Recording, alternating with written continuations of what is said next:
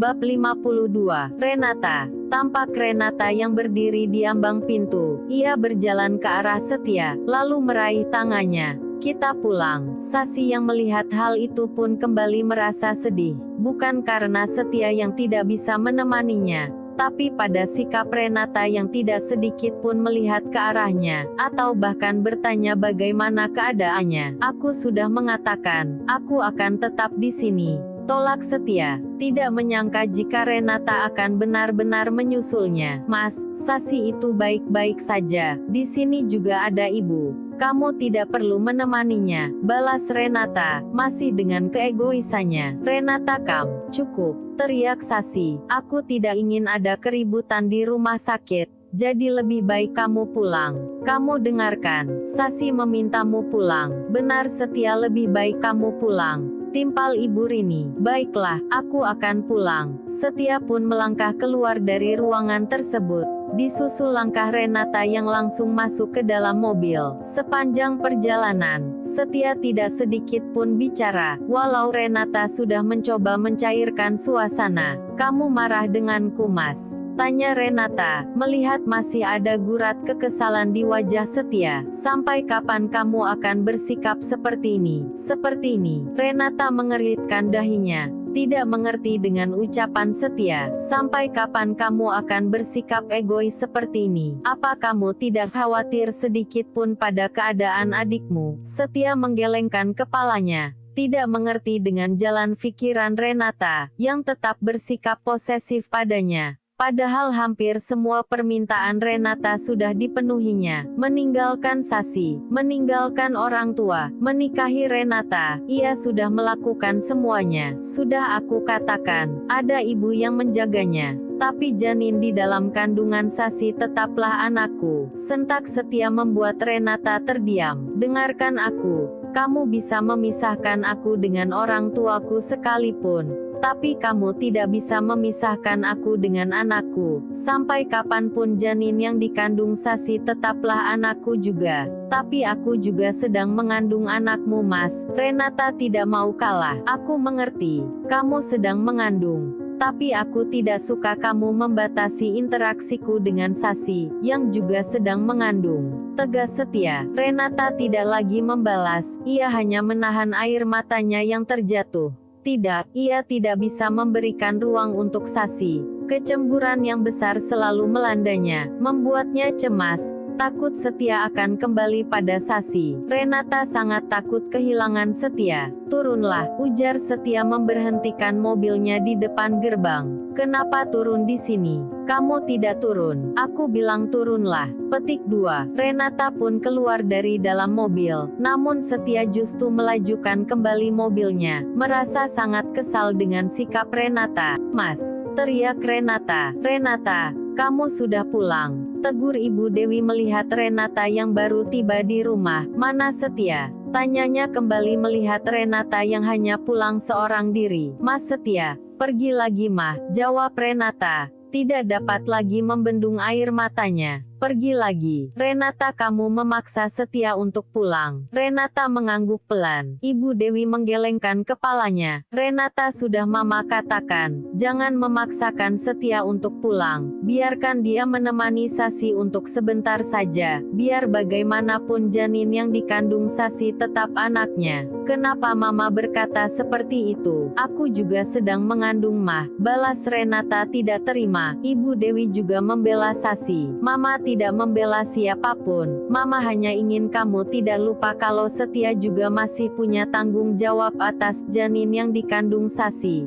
Tutur Ibu Dewi, memberi pengertian. Seolah tidak ingin mendengar, Renata justru melenggang pergi masuk ke dalam kamarnya. Renata, dengarkan Mama. Renata terduduk lesu di sudut ranjang. Ia menangis terisak, meluapkan amarah sekaligus kesedihan yang sedari tadi ditahannya. Arge. Petik 2. Tangannya menyapu meja riasnya. Barang-barang berjatuhan berantakan. Renata kesal karena Setia tidak mau lagi mendengar perkataannya. Ibu keluar dulu ya, mau beli minum, ujar Ibu Rini. Sasi mengangguk pelan. Ponsel Sasi berdering. Sasi segera meraih ponselnya yang tergeletak di atas nakas. Sasi mengeritkan dahinya saat melihat nomor tidak dikenal di layar ponselnya. Ia segera menekan tombol answer. "Halo Sasi, ini aku Felicia." Mendengar suara wanita itu, Sasi segera menutup teleponnya. Tapi Felicia tetap mencoba menghubunginya. Sasi memilih untuk menonaktifkan ponselnya. Entah dari mana Felicia tahu nomor ponselnya. Sasi menghela nafas kasar. Ia tahu Felicia hanya meneleponnya hanya untuk menanyakan Elkan. "Kamu sudah baik kan?" ujar Elkan yang masuk ke dalam ruangan. "Sudah," balas Sasi. "Lebih baik kamu pulang saja," sambungnya. "Tidak, aku akan menemanimu di sini," tolak Elkan, berdiri di sisi ranjang. "Aku minta kamu pulang saja. Apa kamu tidak mendengar?" Sasi meninggikan suaranya. Belum hilang kesedihannya karena sikap Renata barusan. Kini sepertinya ia harus bersiap untuk diganggu Felicia. Sasi yakin jika Felicia akan menyusul Elkan ke rumah sakit. "Aku tetap akan di sini." "Pergilah, pergilah," teriak Sasi lebih kencang. Ibu Rini yang mendengar teriakan Sasi segera masuk ke dalam ruangan. "Nak Elkan, lebih baik kita keluar dulu." Ibu Rini segera menuntun Elkan keluar ruangan, membiarkan Sasi sendiri dulu. "Maaf Bu, aku tidak bermaksud membuatnya marah," ujar Elkan merasa terkejut dengan sikap Sasi. Ibu Rini menuntun Elkan untuk duduk di kursi panjang. "Tidak apa-apa, ini bukan salahmu. Emosi Sasi saat ini sedang tidak bagus. Ibu harap kamu bisa memakluminya." Elkan mengangguk mengerti. Malam sudah larut,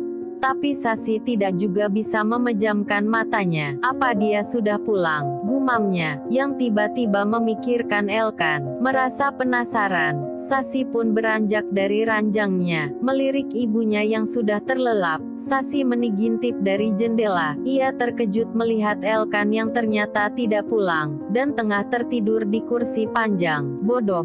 Kenapa dia tidak pulang? Sasi diam-diam mengambil selimut di ranjangnya, lalu dengan sebelah tangannya yang memegang infus, Sasi keluar dari ruangannya, lalu menyelimuti tubuh Elkan. "Sayang, dokter bilang hari ini kamu sudah bisa pulang. Ibu akan urus administrasinya," ujar Ibu Rini pagi itu. Ia bergegas keluar ruangan untuk mengurus kepulangan Sasi. Sementara Sasi juga turun dari ranjangnya. Ia ingin melihat apakah Elkan sudah bangun di luar. Sasi menintip diam-diam tampak Elkan yang masih terlelap. Felicia. Dari kejauhan Sasi melihat Felicia yang tengah berjalan ke ruangannya. Benar dugaannya jika Felicia akan menyusul Elkan. "Elkan!" seru Felicia melihat Elkan yang tertidur dengan lelapnya di kursi panjang. Teriakan Felicia membuat Elkan terbangun. "Felicia!" Dengan mata yang masih menyipit, Elkan tampak bingung melihat Felicia, juga selimut yang menutupi tubuhnya. "Kenapa kamu tidur di sini? Apa Sasi tidak memperbolehkanmu masuk?" "Wanita itu benar-benar keterlaluan," umpat Felicia, kesal. "Itu bukan urusanmu. Pulanglah." "Elkan, tunggu." Felicia menahan lengan Elkan yang hendak beranjak pergi. "Kenapa kamu gitu peduli dengan wanita hamil? Kamu mencintainya?" cecar Felicia terang-terangan menunjukkan kecemburuannya. "Ya, aku mencintainya." Felicia tersenyum kecut. "Kamu menyukai wanita hamil itu?" Menatap Elkan tidak percaya. "Dia itu hanya wanita hamil. Dia tidak pantas untukmu. Dia memang wanita hamil tapi dia sudah berpisah dengan suaminya secara agama, dan aku berhak mencintainya," tegas Elkan. Sasi yang masih mengintip pun mendengar jelas percakapan keduanya.